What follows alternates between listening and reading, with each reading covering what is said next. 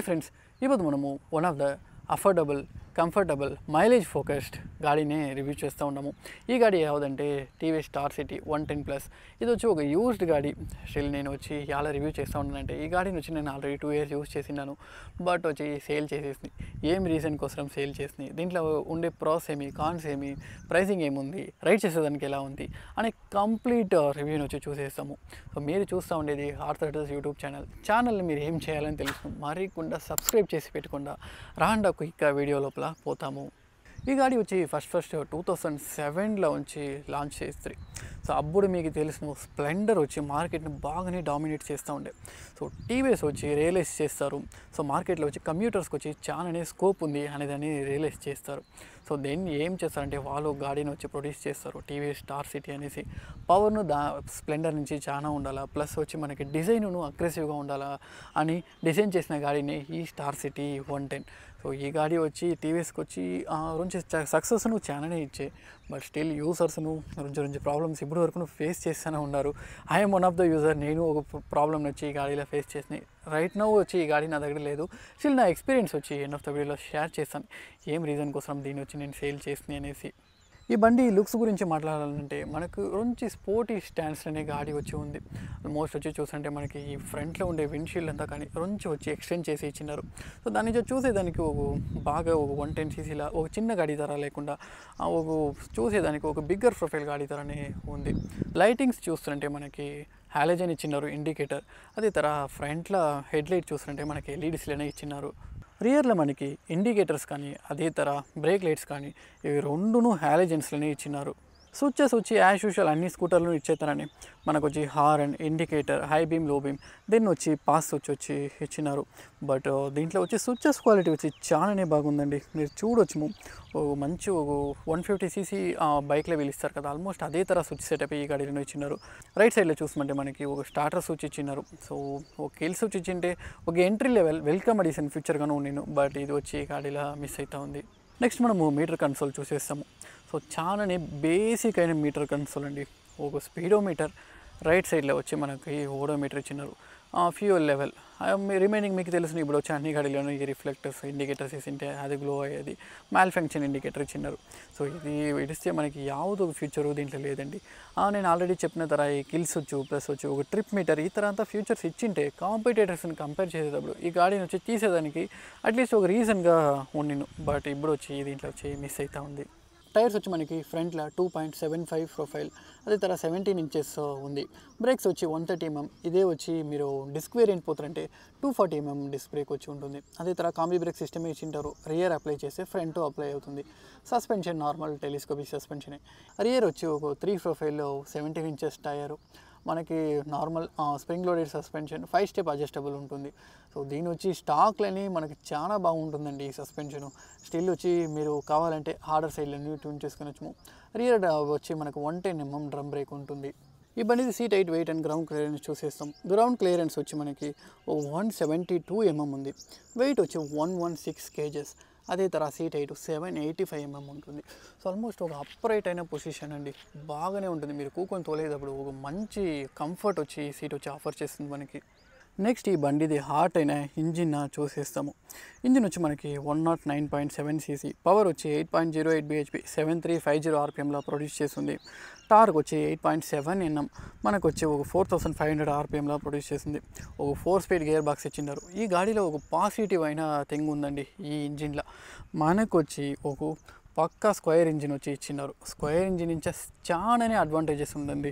Square engine అంటే first ఏమంటే మనకు వచ్చి బోర్ అండ్ స్ట్రోక్ వచ్చి సేమ్ సైజ్లో ఉంటుంది, అదే స్క్వేర్ ఇంజిన్ అంటారు.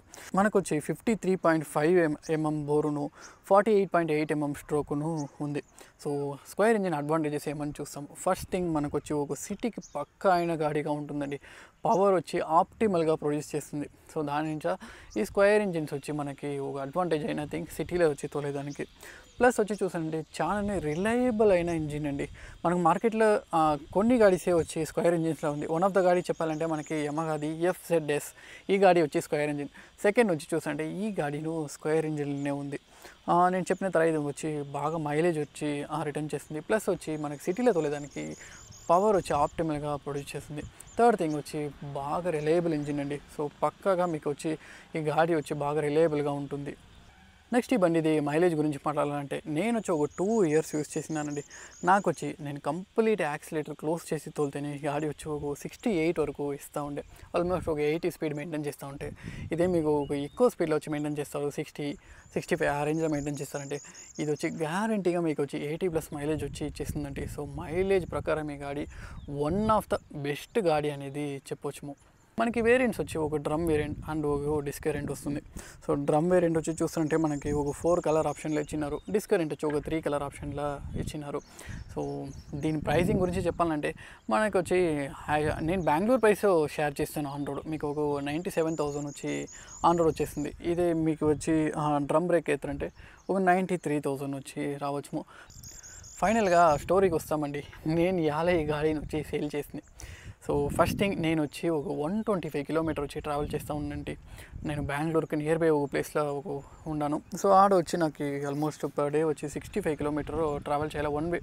ఇదే 2 వే ఎత్తుకుంటే నాకు ఆల్మోస్ట్ వచ్చి చూస్తుంటే నాకు ఒక 130 కిలోమీటర్స్ వచ్చి ట్రావెల్ చేసే ఇబ్బంది ఉండేయండి. సో అప్పుడు వచ్చి చూస్తుంటే నేను ఈ గాడిని వచ్చి చూస్ చేసి మైలేజ్ వచ్చి బాగా ఇస్తూ ఉందనేసి. ప్రాబ్లం ఏమంటే ఒక 14,000 కిలోమీటర్లని బోర్ వచ్చి పోయండి. సో తిరిగా నేను వచ్చిపోయి వారంటీ క్లెయిమ్ చేసి మళ్ళీ వచ్చి రెడీ చేసింది. స్టిల్ నాకు సెకండ్ టైమును వచ్చి బోర్ వచ్చిపోయేసండ్రి. సో రీజన్ కోసమే ఈ గాడిని వచ్చి సేల్ చేసింది. సో నేను వచ్చి షోరూమ్లని కనుక్కుంటుని ప్లస్ వచ్చి నన్ను ఎస్కలేషన్ చేసింది టీవీఎస్ షో కంపెనీకి ఇలా ఇష్యూ అవుతా ఉందనేసి. వాళ్ళు చెప్తారు one of the unit example వచ్చి ఒక 1 lakh యూనిట్లో ఒక 10 యూనిట్ ఏదానికి ఛాన్సెస్ ఉందండి. సో రిమైనింగ్ వచ్చి మా గాడి బాగానే ఉందనేది వాళ్ళు చెప్తారు. సో వాళ్ళు యాక్చువల్లీ వచ్చి రెడీ చేసి ఇచ్చేదానికి సెకండ్ టైం రెడీగా ఉంటారు. బట్ నేను చెప్తా ఉన్నాను కదా, నేను 130 కిలోమీటర్ ఈ గాడిని మాత్రమే డిపెండెంట్గా పెట్టి నైట్ 10-11 o'clock వచ్చి ట్రావెల్ చేస్తూ ఉంటుంది. సో ఆ రీజన్ నుంచా మధ్యలో ఏమైనా ప్రాబ్లం అయిపోయినంటే నా చేతిలో ఫేస్ చేసేకి వచ్చి కాదు. సో దాని నుంచనే వచ్చి నేను దాన్ని సేల్స్ చేసేసి ఇప్పుడు వచ్చి ఒక స్కూటీని తీసి మెయింటైన్ చేస్తూ ఉన్నాను, హ్యాపీనెస్ అనేసి. సో ఆ స్కూటీ గురించి ఏమైనా మీకు రివ్యూ కావాలంటే చెప్పండి, అది నేను పోస్ట్ చేస్తాను. దాంట్లో ప్రాబ్లం ఉంది లేదంతంతా ఏమీ లేదు, అది నేను ఏమనేది షేర్ చేస్తాను. సో ఆల్మోస్ట్ ఇదే రీజన్ నేను దీన్ని వచ్చి సేల్ చేసిన దానికి. సో రిమైనింగ్ వచ్చి చూస్తుంటే ఒక 5 years వారంటీ ఉంది. సో ప్రాబ్లం అయితేనే వాళ్ళు రెడీ చేసేదానికి రెడీగా ఉండరు. సో ఏమీ తొందర ఉండదు. సో ఫ్రీగానే 2 times నాకు రెడీ చేసి ఇస్తారు. సో లేటర్ వచ్చి నేను సేల్ చేసేసినాయి. ఆల్మోస్ట్ ఇదేంటి ఈ గాడిది రివ్యూ. రండి ఒక స్మాల్ రైడ్ రివ్యూ చూసేస్తాము. ట్రాట్లర్స్ ఇప్పుడు వచ్చి ఈ బండిది రైడ్ రివ్యూని వచ్చి చూసేస్తాము.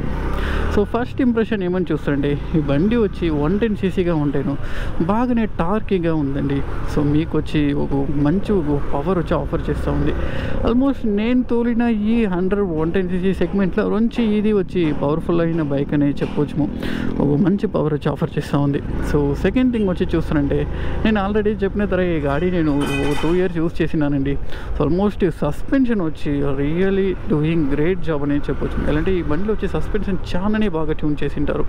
సో మీరు ఆల్మోస్ట్ ఒక లాంగ్ రైడు ఈ బైక్లో పోతే కూడా మీకు అంతగా ప్రాబ్లం ఉండదండి. ఎలాంటి మంచి ఒక సస్పెన్షన్ ట్యూనింగ్ ఉంది, చాలానే సాఫ్ట్వేర్ సైడ్లో వచ్చి ఉంటుంది. సీటింగ్ను అంతే అండి, ఒక మంచి అప్రైట్ పొజిషన్. ఒక ఫుల్ డే మీరు వచ్చి ఒక జొమాటోలో చేస్తారు, ఒక సిటీ కమ్యూటింగ్ చేస్తారు, లేదంటే ఒక మైలేజ్ ఫోకస్డ్ బండి నాకు వచ్చి ఎలక్ట్రికల్ అంతా వద్దండి, స్టిల్ మైలేజ్ వచ్చి బాగా రావాలండి అనే పీపుల్స్ వచ్చి ఈ బండిని వచ్చి డెఫినెట్లీ ఎత్తవచ్చుము. సో నెక్స్ట్ వచ్చి చూస్తారంటే మనకు వైబ్రేషన్స్ ఉందా అని అడిగితే టీవీఎస్లో ఒక థింగ్ అండి, ఆల్మోస్ట్ వీళ్ళు పెద్ద సీసీ సెగ్మెంట్ నుంచి చిన్న సీసీ సెగ్మెంట్ వరకు వీళ్ళు ఇది ప్రాబ్లం అని చెప్పొచ్చు అండి. ఏం రీజన్ అని చూస్తారంటే వైబ్రేషన్ వచ్చి ఒక 60లో డెఫినెట్లీ హ్యాండిల్ బార్లో ఉందండి, లేకుండంతా లేదు. అదే తర్వాత గియర్ స్లాటింగ్ కానీ ఇదంతా చూస్తారంటే పెద్దగా ఏమీ ఇష్యూస్ లేదండి. గియర్ స్లాట్ అంతా చాలానే ప్రిసైజ్గా ఉంది. ఈవెన్ జాపనీస్ మ్యానుఫ్యాక్చరర్కి ఈక్వల్గా వచ్చి గియర్ అంతా ఉందండి, బాగానే ప్రిసైజ్గా స్లాట్ అవుతుంది. దానివల్ల ఏమీ ఒక ప్రాబ్లము లేదు. సో గియర్ వైజ్ కానీ ఇదంతా ఒక పర్ఫెక్ట్ జాబే ఉంది. బట్ ఓన్లీ ద థింగ్ ఏమని చూస్తారంటే మనకి ఈ వైబ్రేషన్ నుంచి కమ్మి చేశారంటే బాగా ఉన్నాం. ప్లస్ క్లచ్ని వచ్చి చూస్తారంటే బటర్ సాఫ్ట్గా ఉందండి. మీకు వచ్చి కూకునే పొజిషన్ వచ్చి చూస్తారంటే ఒక రిలాక్స్ అయిన ఒక రైడింగ్ పొజిషన్, అది డెఫినెట్లీ మనం చెప్పవచ్చు. ఎందుకంటే అంత రిలాక్స్గా ఉందండి గాడి తోలేటప్పుడు. సో ఈ గాడి వచ్చి డెఫినెట్లీ ఒక మార్కెటింగ్ లేకపోతే డే టు డే యూస్కి వచ్చి యూస్ చేసే వాళ్ళు డెఫినెట్లీ ప్రిఫర్ చేయొచ్చు. పవర్ను వచ్చి డీసెంట్గా ఆఫర్ చేస్తూ ఉంది. ప్లస్ బ్రేక్స్ గురించి మాట్లాడాలంటే డ్రమ్ అండి అంతేమీ పర్ఫార్మెన్స్ లేదు బ్రేక్లో. మేబీ నేను సజెస్ట్ చేస్తాను, మీకు చాలా బడ్జెట్ టైట్గా ఉందంటే మాత్రం డ్రమ్ ఎత్తండా, లేకపోతే డిస్క్ వేరియంట్ పోయేది మంచిది అనిపిస్తుంది. అంటే బ్రేక్లో వచ్చి అంతేమీ పర్ఫార్మెన్స్ లేదండి. ప్లస్ ఇంకొక థింగ్ చెప్పాలండి, ఏమంటే మీకు ఈ 100 to 110cc ఈ సెగ్మెంట్లో ఉండే గాడీలు తోలేటప్పుడు మీకు ఏమో ఒక మెయిన్ ప్రాబ్లం అంటే ఫస్ట్ థింగ్ వచ్చి మీకు ఆ ఫస్ట్ గేర్ ఉంటుంది కదా, అది యూసేజ్ చేసే కాదండి, చాలా టార్కీగా ఉన్నాం. మీకు ఎలా చెప్పేదంటే అది ఎగ్జాక్ట్లీ మన క్లచ్ అరిగిపోయిన గాడీని వచ్చి తోలేటప్పుడు మీరు ఎంతనే యాక్సిలేటర్ అయితే గాడి మూవ్ కాదు. సో ఆ ఒక ఫీల్ వచ్చి 100 to 110cc కొన్ని గాడీలో ఉందండి. బట్ ఈ గాడీలో వచ్చి ఫస్ట్ గేర్ వచ్చి ఆ తర ప్రాబ్లం లేదు, ఒక డీసెంట్ అయిన ఒక పవర్ జనరేట్ చేస్తుంది. ప్లస్ వచ్చి ప్రాబ్లం మనకు ఆ క్లచ్ అరిగిపోయిన తర ఒక ఫీల్ ఇస్తుంది కదా ఫస్ట్ గేర్ వేసి మనం మూవ్ చేసేటప్పుడు, ఆ ఫీల్ వచ్చి గాడీలో లేదండి. డీసెంట్గా పవర్ వచ్చి జనరేట్ చేస్తుంది. ఈ బండిలో వచ్చి మేజర్గా నేను ఒక ప్రాబ్లం నోట్ చేసిందండి. ఏమంటే మీకు ఫ్రంట్ హ్యాండిల్ బార్ ఉంది కదా, ఇది వచ్చి ప్రాపర్గా వచ్చి రోడ్లో లేకుండే తరనే ఒక ఫీల్. ఎలా చెప్తానంటే మీరు ఎగ్జాంపుల్ వచ్చి ఒక వెయిట్ అయిన పర్సన్ జొత ఒక స్పీడ్ బ్రేకర్ అప్రోచ్ చేసేటప్పుడు ఈ వీల్ వచ్చి లైట్గా పైన వచ్చే తర ఒక ఫీల్ ఉంటుంది కదా, సో ఆ తర ఫీల్లో వచ్చి నేను సింగిల్స్ ఉండేటప్పుడే గాడి ఉందండి. సో రోడ్లో వచ్చి ప్రాపర్గా సీటింగ్ కాలేదు, ఆ తర ఒక ప్రాపర్ ఫ్రిక్షన్ క్రియేట్ చేయలేదు, అలా ఒక ఫీల్ వచ్చి క్రియేట్ చేస్తూ ఉంది. మేబీ టీవీఎస్ వచ్చి దీన్ని రీకన్సిడర్ చేసి వెయిట్ బ్యాలెన్సింగ్ వచ్చి ప్రాపర్గా చేస్తే బాగుంటుంది. యూజర్స్ ఎవరైనా ఉంటారంటే మీకు ఇదే తర ఒక ఫీల్ ఉందా ఈ గాడి తోలేటప్పుడు అనేది మరికొండ కింద కమెంట్ సెక్షన్లో చెప్పండి. ఆల్మోస్ట్ ఈ బండిది ఇదేంటి రైడ్ రివ్యూ. వీడియో పట్టిండే వచ్చి లైక్ చేయండి. మనం ఈ ఒక్కొక్క వీడియో కోసం చాలా ఎఫోర్ట్స్ చేసి ఒక వీడియోస్ వచ్చి మనం షూట్ చేస్తున్నామండి. సో మీరంతా ఏం చేయాలని తెలుసును, వీడియో వరకు వీడియో చూస్తూ ఉంటారంటే ఒక లైక్ చేసేసి సబ్స్క్రైబ్ చేసి పెట్టుకుండా ఇదే ధర చాలా వీడియోస్ వచ్చి అప్కమింగ్ డేస్లో వచ్చి వస్తూనే ఉంటుంది. So until that bye from heart throttles Praveen. Thank you అండి ఇంతవరకు వీడియో చూసిన దానికి.